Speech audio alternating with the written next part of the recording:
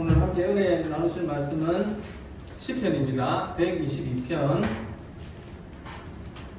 1절에서 9절까지 말씀입니다. 시편 122편 1절부터 9절까지 말씀입니다.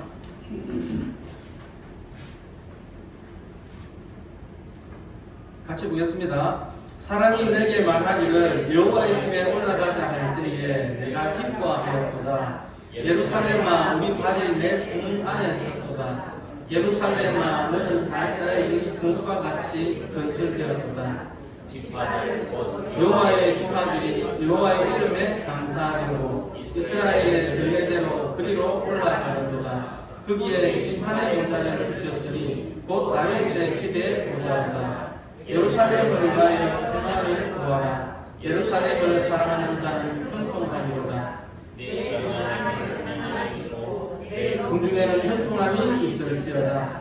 내가 내 형제와 친구를 위하여 내 가운데 평안이 있을지어다.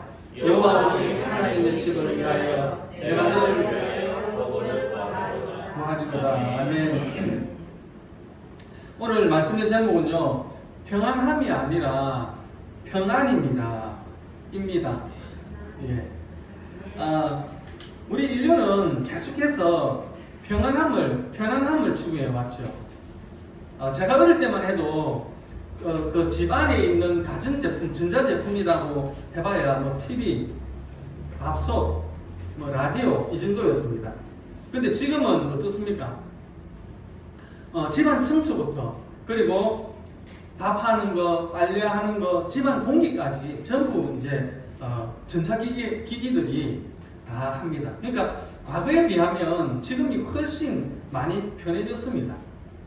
그런데요, 우리가 잊지 말아야 될 것이 있는데 그게 뭐냐 그러면 평안한 것과 평안은 다르다는 것입니다. 편안한 것이 육체적인 문제라면 평안은 영혼의 문제입니다. 그런데 우리는 가끔 착각을 하죠. 내가 편하게 지내면 그것이 평안이라고 착각을 하는 경우가 많이 있습니다. 세상이 주는 복이 편안이라면 하나님이 주시는 복은 평안입니다. 평안. 정신적인 스트레스를 과거의 사람들이 많이 받았을까요? 아니면 현재 살고 있는 사람들이 많이 받을까요? 지금이 훨씬 많이 정신적인 스트레스를 많이 받는 시대입니다. 옛날보다 지금이 몸은 많이 편해졌습니다. 그런데 왜 평안이 없을까요? 사람들이 눈이 가려져서 편안함과 그리고 평안을 구분을 못하기 때문입니다. 편안함을 찾다가 보니까 평안을 잊어버리게 되는 것입니다. 요한복음 14장 27절 말씀인데요. 같이 한번 보겠습니다. 평안을 너희에게 끼치노니 곧 나의 평안을 너희에게 주노라. 내가 너희에게 주는 것은 세상이 주는 것 같이 아니하니라. 너희는 마음에 근심하지도 말고 두려워하지도 말라. 여러분, 하나님이 주시는 것과 세상이 주는 것은 분명히 다릅니다. 세상은 우리에게 편안함을 주면서 마음의 평안을 빼앗아갑니다. 하지만 하나님은 환경을 보면서 우리에게 놀라지 말라고 말씀합니다. 두려워하지 말라고 말씀을 합니다. 그러면서 우리에게 평안의 복을 주십니다. 우리가 육체적인 평안도 누리고 또 영적인 평안도 누리면 얼마나 좋겠습니까? 두 가지를 다 누리면 얼마나 좋겠습니까? 그러나 현실은 이 두 가지를 다 누리는 것보다 한 가지를 선택해야 되는 경우가 더 많이 있습니다. 다윗이 한참 사울 왕에게 쫓겨서 다닐 때 주로 광야에서 생활을 많이 했거든요. 광야에 집이 없지 않습니까?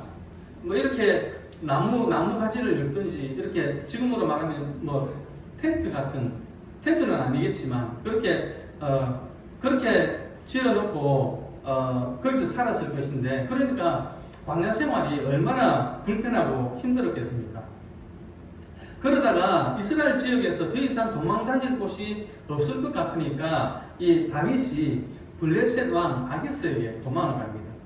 그래가지고 이제 집이 생겼어요. 집도 생기고 찬바람 안 맞아도 되고, 그리고 그 사울 왕에게 이제 쫓겨다니지 않아도 되고, 그래서 많이 편해졌습니다. 많이 편해졌는데, 그런데 자기의 정체를 숨겨야 되잖아요. 다윗이 자기의 정체를 숨겨야 되고, 또 아기스에게 인정도 받아야 되고, 그러니까 그 아기스가 이스라엘을 공격해라고 하는데 차마 이스라엘은 공격을 못하고 아말렉 사람들을 공격을 합니다. 그리고 보고하기를 내가 네겜을 공격을 했습니다. 그렇게 이야기를 하죠. 또 자신의 정체가 탄로날까봐 어떻게 하느냐 그러면 그 아말렉을 공격할 때에 그 마을의 사람들을 전부 다 죽입니다. 왜냐하면 한 사람이라도 살아있으면 안 되니까.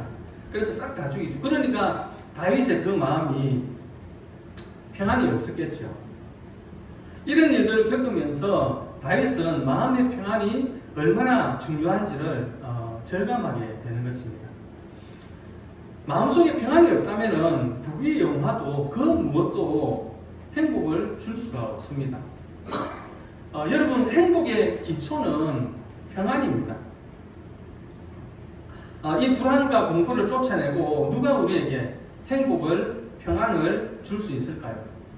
불안과 공포보다도 더 위대하신 하나님께서 성령으로 우리의 마음을 점령하시고 우리와 함께 하시는 하나님이 세상을 이기셨다는 그 신념을 가질 때에 불안과 공포를 이길 수 있는 것입니다.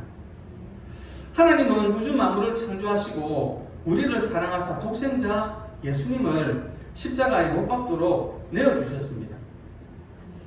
이러한 하나님께서 나의 아버지가 되시고 성령께서 나의 속에 들어와서 나를 점령하시고 계신다는 것을 체험적으로 우리가 체험을 하고 하나님이 내 안에 또 내가 하나님 안에 있다는 신념을 가질 때에 불안과 공포를 끊어버릴 수가 있는 것입니다. 우리 눈에 아무 증거가 아니 보이고 그리고 우리 귀에 아무 소리가 안 들리고 또 손에 잡히는 것 아무것도 없어도 하나님께서 나와 함께 하시면 강하고 담대하게 살아갈 수가 있는 것입니다. 우리가 하나님이 주시는 평안과 형통한 삶을 살기 위해서 어떻게 해야 될까요? 첫째는 교회에 가는 것을 기뻐해야 됩니다. 오늘 본문 1절에 보니까요, 여호와의 집에 올라가자 할 때에 내가 기뻐하였도다 라고 말씀하고 있습니다. 사람마다 기뻐하는 것이 다 다르죠. 어떤 사람은 모임에 나가서 사람들을 만나고 어울리는 것을 기뻐하는 사람들이 있고, 또 어떤 사람들은 열심히 일을 해가지고 돈을 이렇게 모으는 것을 기뻐하는 사람이 있을 것입니다. 저는 요즘 참 행복한 시간을 보내고 있습니다. 제가 군에 갔다 오고 취직을 하면서 어디에 취직을 했냐 그러니까 주야간 근무를 하는데 취직을 했어요. 그러니까요, 주의를 다 지키지 못하는 겁니다. 주의를 다 지키지 못하고, 처음에는 신앙이 없으니까 그 주의를 못 지키는 것에 대해서 전혀 생각이 없었어요. 그런데 어느 날 은혜를 받고 나니까 주일날 교회 가지 못하는 것, 주의를 지키지 못하는 것이 얼마나 괴로웠는지 모릅니다. 그래서 첫 단추를 잘 끼워야 되겠더라고요. 첫 직장을 어디를 잡느냐에, 어디로 들어가느냐에 따라서 그 사람의 삶이 완전히 이렇게 달라지게 되더라고요. 직종 그거야 뭐 바꾸면 안 되나, 여기 다니다가 마음에 안 들면 다른 데로 가면 되지, 그렇게 생각하실 수도 있는데 그렇지 않더라고요. 제가 경험을 해본 바로는 직종을 바꾸는 것이 아주 어렵더라고요. 그래서 우리 장현이나 성재는 첫 단추를 잘 끼우는 복을 하나님이 허락해 주실 줄로 믿습니다. 아멘. 오늘 본문 1절에 여호와의 집에 올라가자 할 때에 내가 기뻐하였도다. 이 기쁨을 그래서 저는 조금은 알 수 있을 것 같습니다. 지금은 은혜의 시대죠. 주일날 내가 원하기만 하면 어디든지 어느 교회든지 가서 예배를 드릴 수가 있습니다. 그래서 예배를 귀히 여기지 않을 수도 있는데요. 우리 믿는 성도들이 가장 큰 낙으로 여겨야 하는 것이 바로 예배입니다. 예배를 가장 큰 즐거움으로 여겨야 합니다. 다윗은 시편 27편 4절에서 이렇게 고백을 합니다. 내가 여호와께 바라는 한 가지 일 그것을 구하리니 곧 내가 내 평생에 여호와의 집에 살면서 여호와의 아름다움을 바라보며 그의 성전에서 사모하는 것이라 라고 했습니다. 여호와의 언약궤를 블레셋에게 빼앗기지 않습니까? 그리고 다시 그 돌아오는 과정을 보면 아스돗, 가드, 그리고 에그론에서 베스메스로, 그리고 기한여아림에서 20년을 시간을 보내지 않습니까? 그리고 이제 가지고 올리고 하는데 또 우사 사건 때문에 다윗이 놀래가지고 그 언약궤가 또 오베데돔 집으로 가게 됩니다. 그래가지고 석 달 만에 그 오베데돔의 집에 복을 받았다는 소식을 듣고 이제 다윗이 그 다윗 성으로 이제 모셔오게 되는데 그 언약궤가 들어올 때에 다윗이 하나님 앞에 춤을 추었습니다. 시편 84편 1절부터 4절까지 말씀인데요. 우리 같이 한번 보겠습니다. 만군의 여호와여 주의 장막이 어찌 그리 사랑스러운지요. 내 영혼이 여호와의 공적을 사모하여 죄악하며 내 마음과 육체가 살아계시는 하나님께 부르짖나이다. 나의 왕 나의 하나님 만군의 여호와여 주의 제단에서 참새도 제식을 얻고 제비도 새끼들 보금자리를 얻었나이다. 주의 집에 사는 자들은 복이 있나니 그들이 항상 주를 찬송하리이다. 아멘. 그래서 우리 주사랑 교회 성도님들은 교회에 나오는 것을 기뻐하시기를 주님의 이름으로 축원드립니다. 아멘.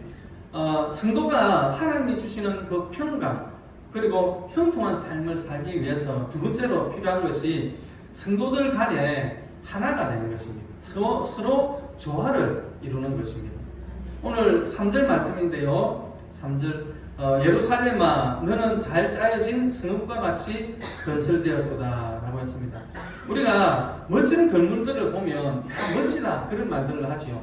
잘 지었다 이런 생각을 하게 됩니다. 그런데요 그 건물을 부분적으로 이렇게 디테일하게 뜯어보면은 기둥이 있습니다. 그리고 그 기둥을 지탱하는 그 기둥을 잡아주는 또 보조 기둥, 제가 전문적인 용어를 모르기 때문에 그 기둥을 잡아주는 그 보조 기둥 또 그 기둥을 잡아주는 게 또 있습니다.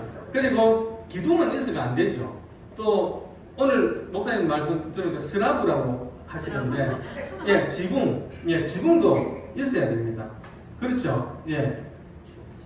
이처럼 여러 모습들이 모여가지고 하나의 건물이 되듯이 교회 안에 성도들의 모습도 제각각이지만은 서로가 하나가 되고 아름다운 교제를 나눌 때에 예수 그리스도께서 기뻐하시는 교회의 모습을 이룰 수 있다라는 것입니다.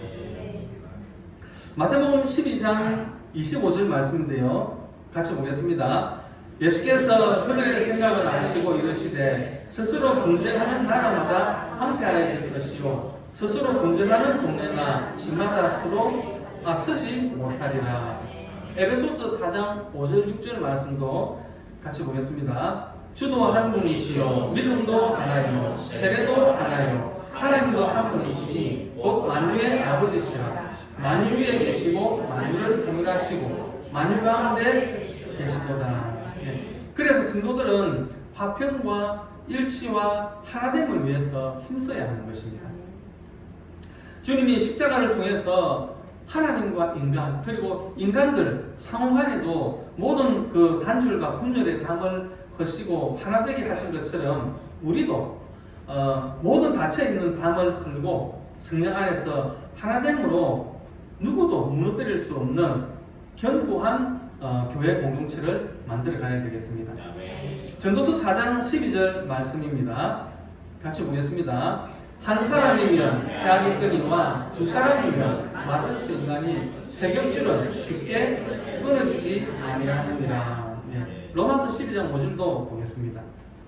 이와 같이 우리 많은 사람이 그리스도 안에서 한 몸이 되어 서로 지체가 되었느니라. 아멘. 세 번째는 예배에 감사해야 됩니다. 우리가 감사하지 못하는 것은 감사할 일들이 없어서가 아니고 그것이 감사하는 것인 줄 깨닫지 못하기 때문입니다. 왜 모를까요? 감사할 일인데 왜 내 입에서는 감사가 나오지 않을까요? 그것은 교만한 마음 때문입니다. 남과 비교하기 때문입니다. 내 마음속에 욕망 때문에 그것이 감사로 느껴지지 않는 것입니다. 그렇다면 어떤 사람이 감사하는 사람이 될 수 있겠습니까? 첫 번째는 감사와 불평도 습관입니다. 그러니 기왕이면 감사를 하는 습관을 우리가 가져야 되겠습니다. 두 번째는 많이 가진 자가 아니고 많이 깨닫는 자가 감사할 수 있는 것입니다. 세 번째는 기도하면 감사가 더 넘치게 됩니다. 기도는 원망을 감사로 만드는 거룩한 과정입니다. 그리고 네 번째는 감사는 인생을 역전시켜 줍니다.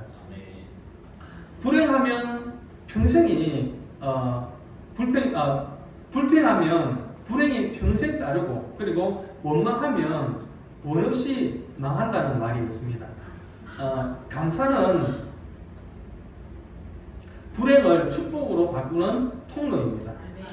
우리는 무엇보다도 하나님께 예배드릴 수 있음에 감사해야 되겠습니다.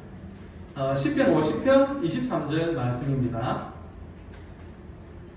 같이 보겠습니다. 감사로 제사를 드리는 자가 나를 영화롭게 하나니 그의 행위를 옳게 하는 자에게 내가 하나님의 구원을 보이리라.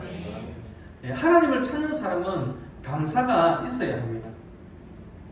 천천의 수양이나 만만의 강수 같은 기름이 아니라 우리의 영혼 깊숙한 곳에서 울려나오는 진정한 감사와 찬양인 것입니다.